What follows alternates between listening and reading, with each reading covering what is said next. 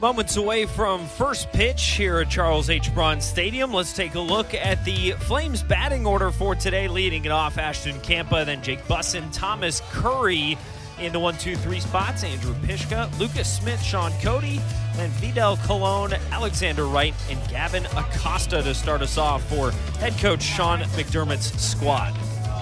Yeah, just a lot of potent batters there, and notably at the top with Kampa hitting .323.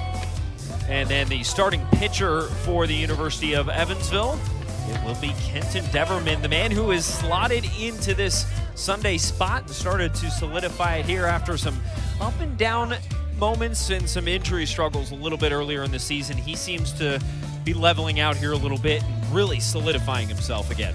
Yeah, settling back into the Kenton Deverman of old, a 6.21 ERA on the season. And the 2-4 record, he has got the stuff. It's just about putting it back together again following those bouts with injury. But as you said, he seems to have turned the corner. Big matchup today here as far as the Missouri Valley Conference standings are concerned. Entering play yesterday, these two teams tied for third with the win for the Flames. They take sole possession of third, Evansville fourth. Get ready for pitch number one from Kenton Deverman. He will be again facing off Ashton Kampa in the leadoff spot. It'll be lefty on lefty to kick things off. Deverman, delivery on the way. Inside will start off with the ball. Well, I was on the call of the game yesterday. It looks like these two teams are two different teams. Evansville with the purple tops today. UIC no longer wearing all red. Kampa chokes up and chops that foul. Always good to see throughout the weekend the different uniforms on display, getting all the different colors for the teams, and I feel like you really get to know all these different squads in the MVC as you go through the weekend.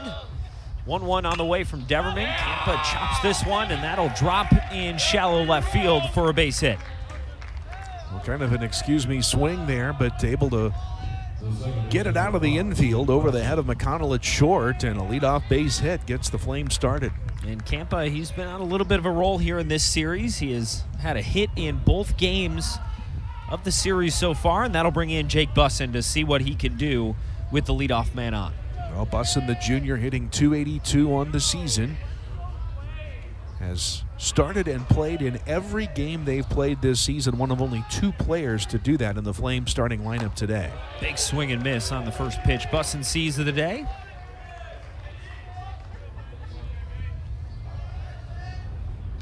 So Kampa on at first. Bussin, too, leads the team in home runs, 15 on the year. Got some pop in that bat.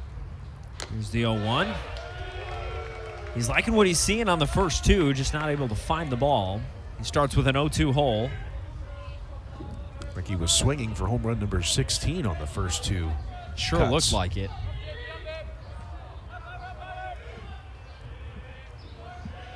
Deverman readies. He's got a man to watch at first base, and here's the big swing and the pop-up into right field. Two men calling it off. Cooper Rhodes calls it off, and it's Harrison Taubert making the snag for out number one. Looked like Taubert may have not seen that ball cleanly.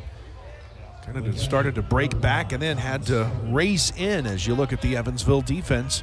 Taubert there in right, Hare in center, Seddon in left. And then in the infield, Reagan Reeder at first, Cooper Rhodes at second, Simon Schultz at third, Drew McConnell at short. Spike McGill, the man behind the dish.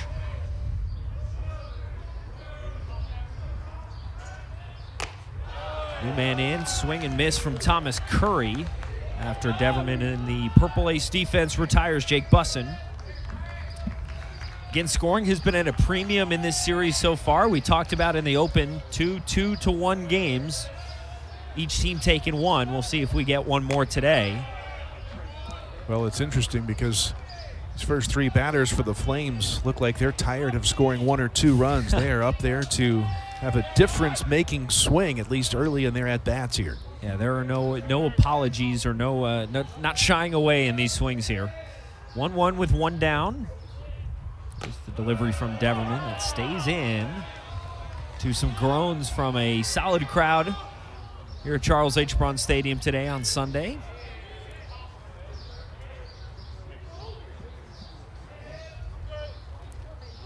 came in at 88 miles per hour from Deverman.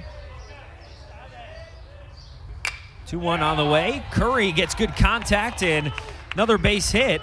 Campo will head to third, and we'll have runners at the corners with one down. And UIC, they're coming out the gates hot. Well, they're swinging the bat well, making good contact as well. Curry, a no-doubter into the gap in right center. Here was able to track it down, but a heads-up play on the base paths by Campa, taking 2 bases, ending up at third base, only one down here. So that'll bring in Andrew Pishka. Pishka did not start in game 1 of the series, but he did come in to pinch hit and then got the start yesterday. He's got a good opportunity here with runners on the corners, but a good off-speed pitch. The breaking ball at 72. Pishka, a big RBI opportunity here to kind of set the tone early for the Flames. It's the one thing that these two teams, I think, combined have been looking for most of the series, a timely hit. He falls down 0-2.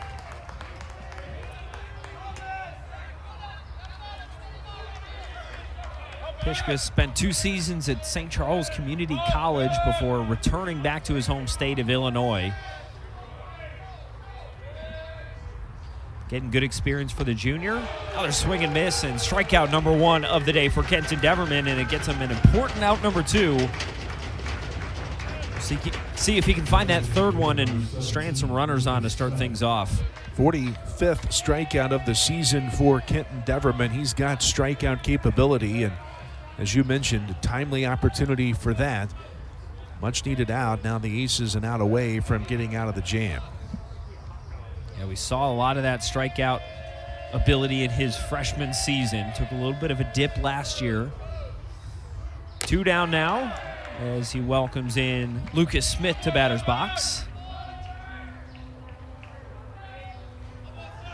Freshman year, he was the Friday night starter, and a very consistent one at that was Deverman. No doubt, and you obviously you see him battling back through some injuries, but boy, without those injuries, it'd be interesting to see what Kenton Deverman would be today. But you deal with what you have to deal with, and Deverman is doing a good job battling back. Lucas Smith in now for the Flames. He's got an 0-1 count. Again, runners on the corners here with 2 down. Lucas Smith brings plenty of experience to the plate. Last year started all 53 games.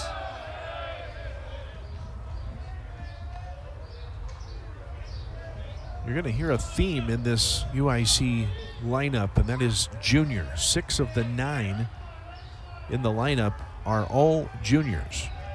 Actually, not taking out the pitcher, it would be 7 of 9 in the lineup.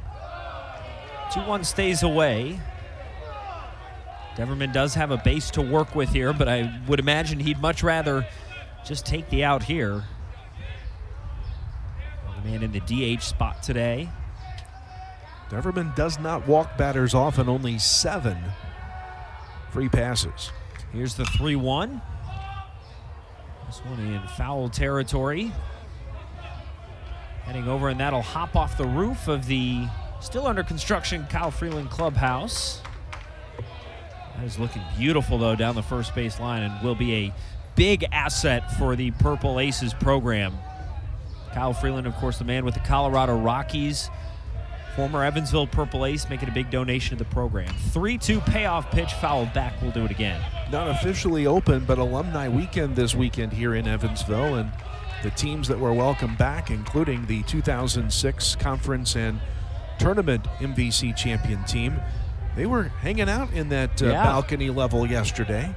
First time I had seen anybody up on deck there, so it's going to be a fun hangout place once that facility is complete. Payoff pitch again, stays upstairs, and Smith has walked. The bases go loaded with 2 down here in the top of the first.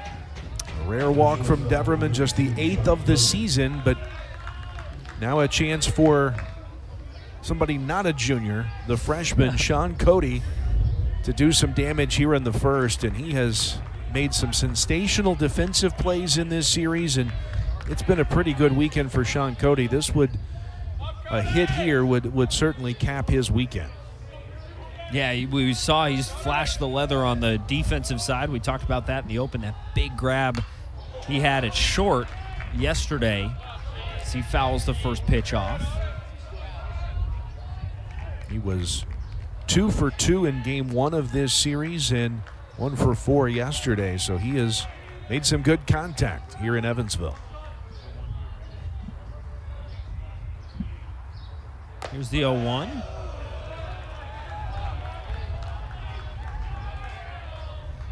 So bases loaded. It is Campa at third. He's the closest to home. You see him right there in the corner. Then at second, Thomas Curry. Lucas Smith is at first. Sean Cody again at the plate, ready for the 1-1. Swings and fouls this one. Heads up. Took a hop off the canopies in the stands down the first base line, and someone got a souvenir. Always got to be aware when you're at the ballpark. Always. One-two with the bases loaded, 2 down. Deverman the offer. Evens up the count at 2-2.